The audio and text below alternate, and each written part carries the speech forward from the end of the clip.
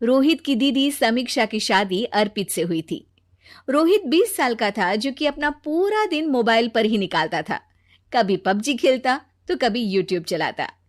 एक दिन अर्पित और समीक्षा समीक्षा के मम्मी पापा से मिलने आते हैं और देखते हैं कि रोहित मोबाइल से हटने को तैयार ही नहीं है। अरे रोहित, तुम्हारी तो आईआईटी की परीक्षा है ना? तुम तैयारी नहीं कर रहे हो परीक्षा की? वो सब तो मोबाइल पर ही हो जाएगा। ये देखिए, ये है गूगल। इससे जो भी पूछो वो सब बता देता है। तो आखिर कागज क्यों बर्बाद करूं?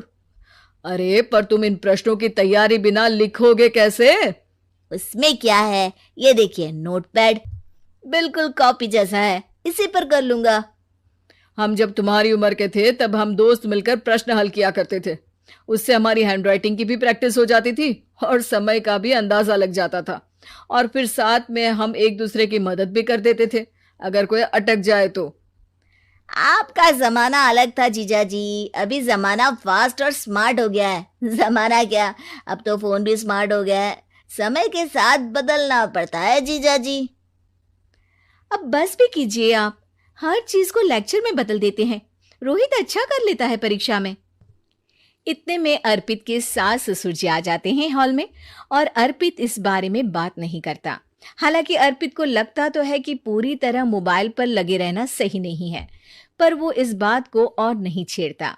ऐसे ही 2 दिन निकल जाते हैं। समीक्षा, मुझे काम से फोन आया था, मुझे वापस काम पर लौटना पड़ेगा। पर हमें आए हुए तो 2 ही दिन हुए हैं, अभी चले गए तो माँ और पापा को अच्छा नहीं लगेगा ना। अच्छा ठीक है, तुम रुक जाओ, मैं काम खत्म करके फिर लौट आऊंगा। एक काम कीजिए ना, परसों रोहित भी परीक्षा के लिए निकलेगा, आप उसी के साथ निकल जाना। दोनों वैसे भी बात नहीं करते, साथ में जाएंगे तो हो सकता है आप लोग आपस में बातचीत भी करने लग जाओ। ठीक है, मैं काम को 2 दिन टाल सकता हूँ। उसी रात जब सब खाना खाने बैठे थे तो अर्पित अपने जाने की खबर बाकी लोगों को बताता है। मुझे काम के लिए वापस जाना होगा। अरे बेटा, पर अभी तो तुम आए हो, इतनी जल्दी चले जाओगे? नहीं माँ जी, समीक्षा यहीं रहेगी और मैं जल्दी काम खत्म करके वापस आ जाऊंगा। ठीक है, काम भी जरूरी है। वैसे कब निकलोगे बेटा? 2 दिन में। मैंने सुना है कि उस दिन रोहित को भी परीक्षा के लिए जाना है, तो कल मैं दोनों की टिकट करा लेता हूँ बुक। मेरी टिकट रहने दीजिए जीजा जी, मैं तो फोन से ही करवा लूंगा। हाँ, पर कोई दिक्कत हो गई तो? अरे कोई दिक्कत नहीं होती जीजा जी, फोन सब कर सकता है। हमारे फोन के रिचार्ज से लेकर टीवी का रिचार्ज सब रोहित यही फोन से बैठे बैठे कर देता है। अब ये नई चीज तो हमारे समझ के परे है, पर अच्छा है कि रोहित जानता है। हमारी मेहनत इतनी कम हो गई भाई। हाँ, पर अगर टिकट नहीं मिली तो?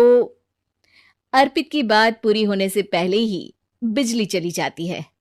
अरे ये क्या हो गया, आपने बिजली का बिल भर तो दिया था ना? अरे नहीं, मैं तो भूल गया था। अरे टेंशन मत लो माँ। देखा जीजा जी, आप बिजली का बिल भी भर सकते हो, समय बदल गया है। एक बार फिर अर्पित इस बात पर बहस नहीं करता। अगले दिन जाकर अपनी टिकट करवाता है और पैकिंग कर रहा होता है जब शाम को अचानक से रोहित के चिल्लाने की आवाज आती है। नहीं, प्लीज प्लीज हो जा, ऐसा मत कर यार, प्लीज हो जा। अरे क्या हो गया रोहित? दीदी, सर्वर हैंग हो गया, मेरी